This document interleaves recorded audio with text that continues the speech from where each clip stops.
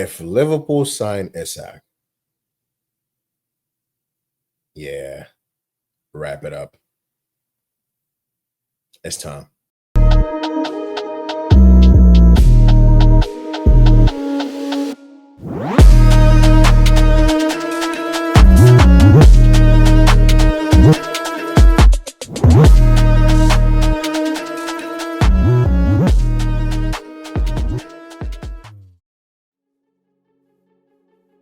I'm just curious what you guys were doing when this news dropped. Ornstein dropping the Bomba. Liverpool make approach to sign Alexander Isak from Newcastle. No formal bid. Newcastle are aware.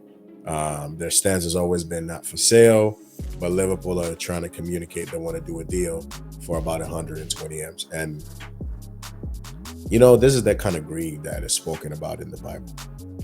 Like, you're just building a super team for no reason. You just walked the league last year. Now you added some quality. You added Carcass. You added Frimpong.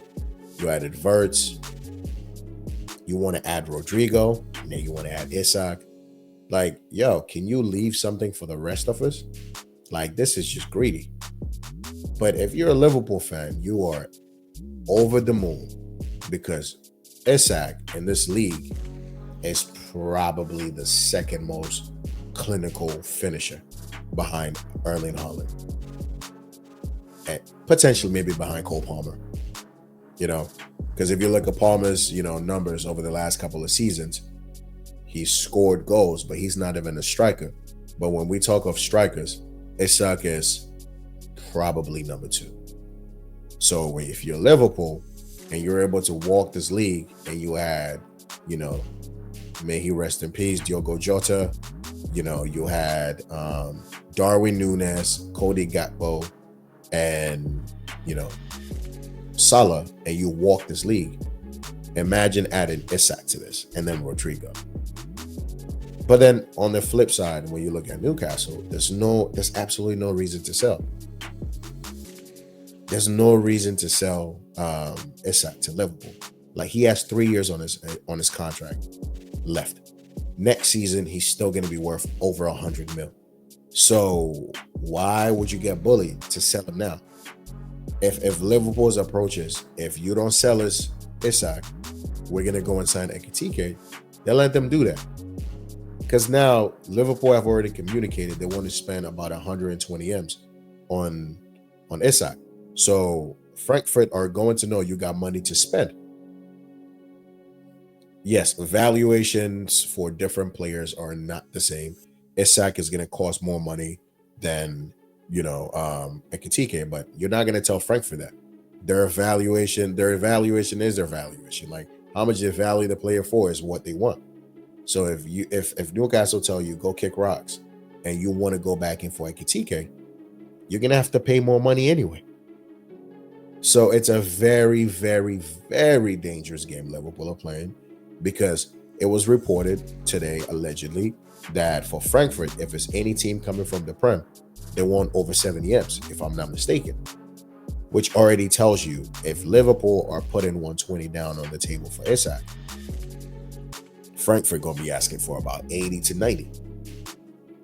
So again, it's unless Liverpool are not, I don't believe they pull up to the table talking about we want to put in 120 if they've not received any sort of, motivation or willingness from the player to join. Like, they're going, Liverpool, we know they do their groundwork and they do it right. They get the players buy-in, they convince you a little bit, they show you what they want you to see and, all that good stuff. And then they decide to, okay, they know you're interested in the move.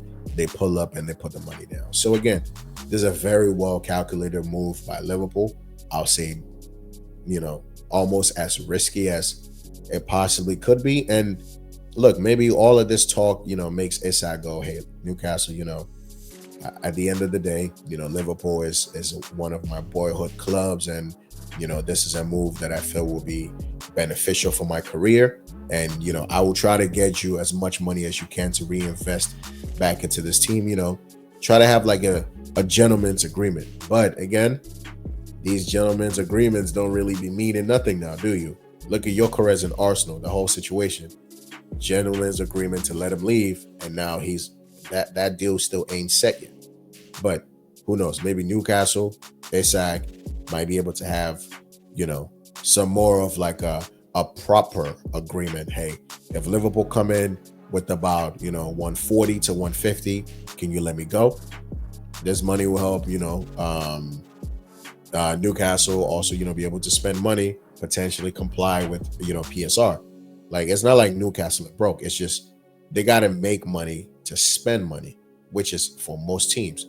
So if you're making 120, like you have some leeway to be able to go and make all these additions to your team. I think even with the Joao Pedro deal, if Newcastle paid, maybe a little bit more, they would have gotten him, but they paid 50 M's for Elanga. So it's not like they don't got the bread either.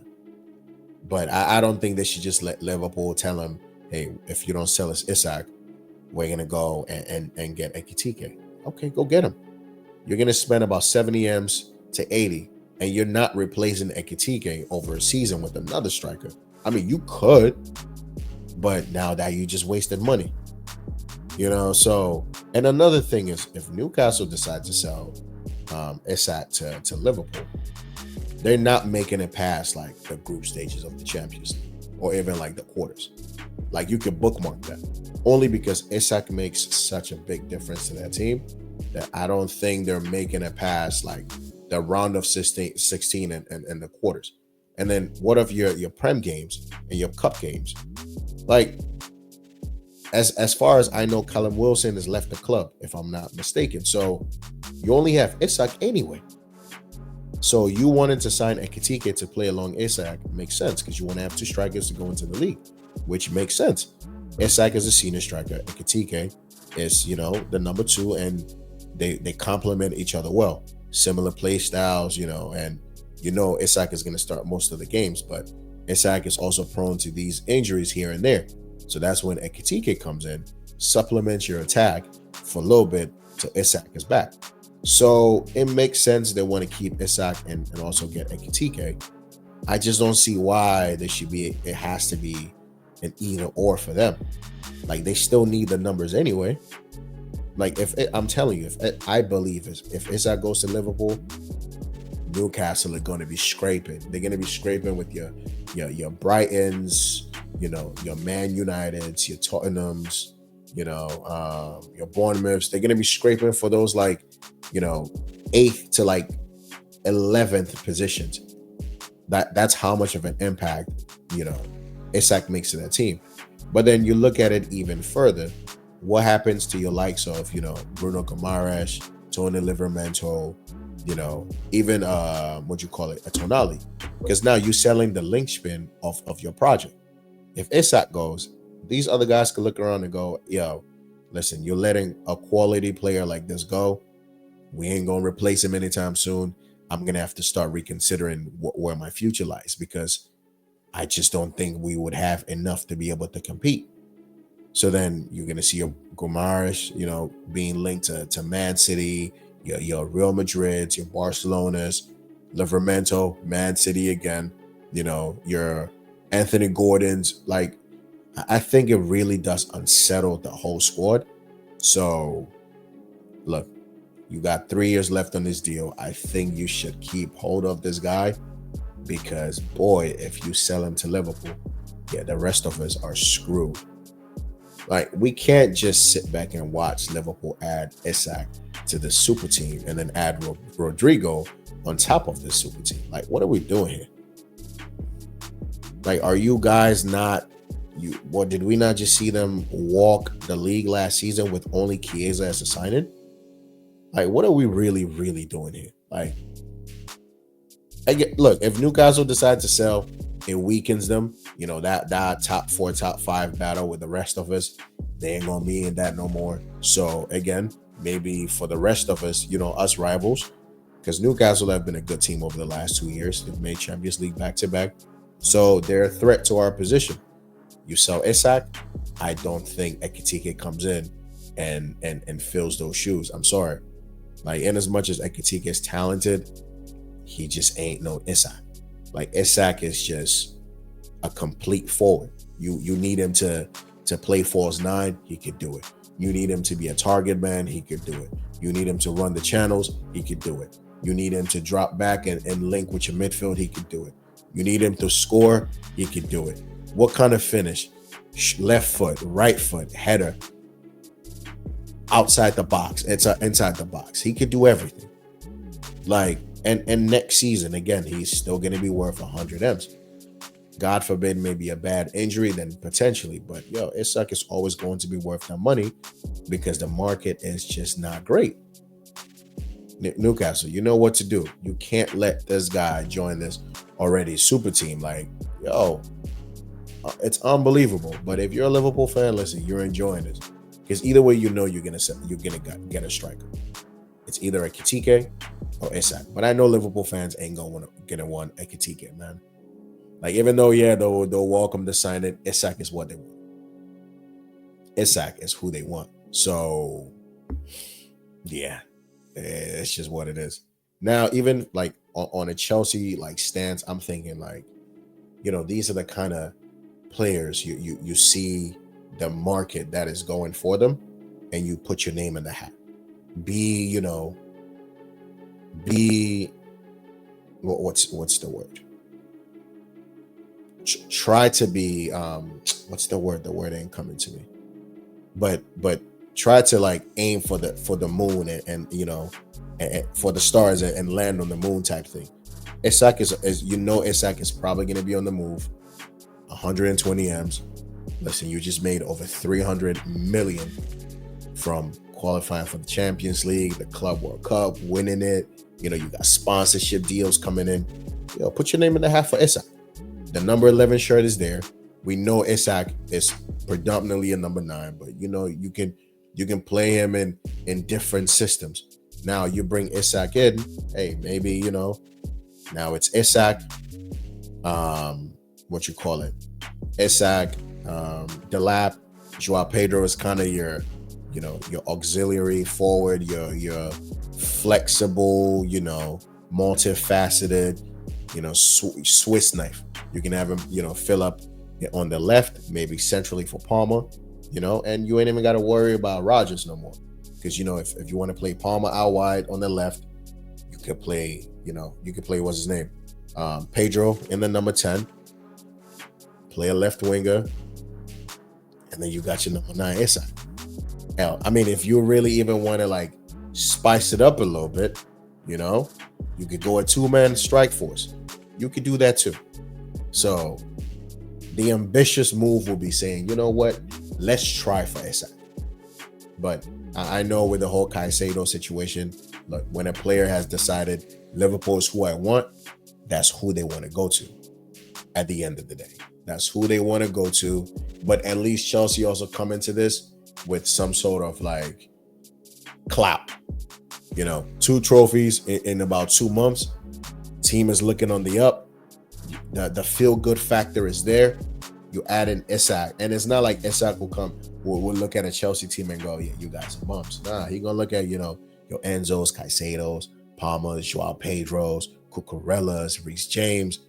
Give him something to think about. You know what I mean? He'll still probably go to Liverpool because it just seems like that's where you want to go. But be ambitious. Put your name in the hat. Liverpool want to pay 120, 130. Match it and give Isak some serious money. Like, these are the kind of players you break your wage structure for. Maybe Liverpool. The thing is, Liverpool might be able to pay more than we want to pay. That's the problem. They might be able to pay, $250 in wages.